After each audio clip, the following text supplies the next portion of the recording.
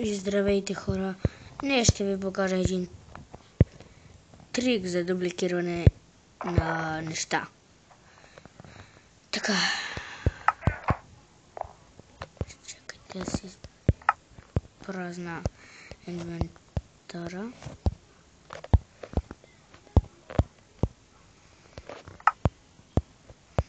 Тези поемем.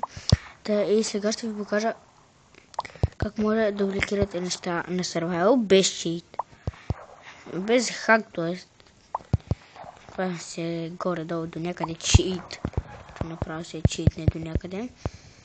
Гледайте сега.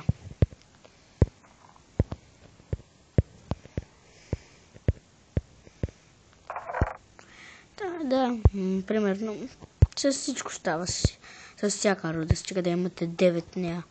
Но трябва да е такава сметната, разбрахме. Значи, например, нали се казва така, айронингът. Ето ми заради глупата клавиатура. И слагате удивителен.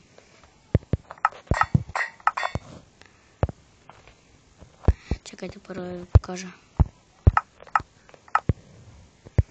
Гледайте сега. Нали имам за едно.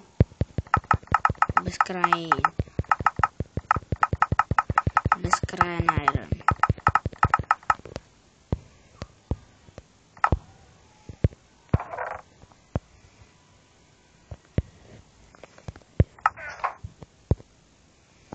Това става. Всичко чакайте да махна айрона.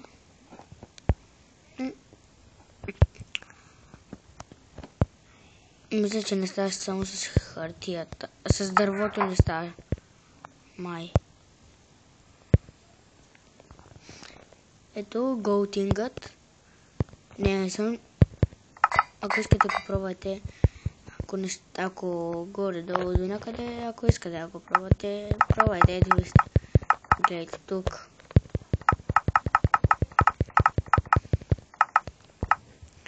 Безкрайни блокчета. И това става с диаманти най-готино. Гледайте. Гледайте сега.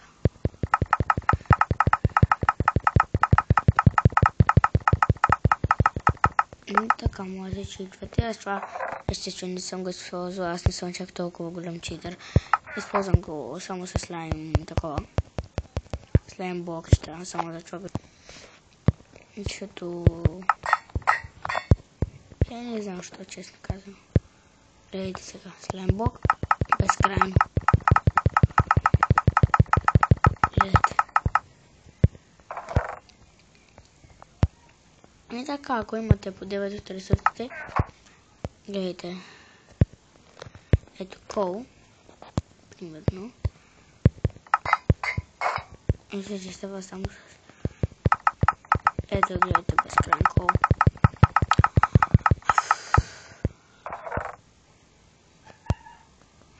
Да, това беше от този клип. Абонирайте се, споделите клипа с приятели и ако ви хареса клипа, може да го харесате. Това беше от мен. Коментирайте и чао!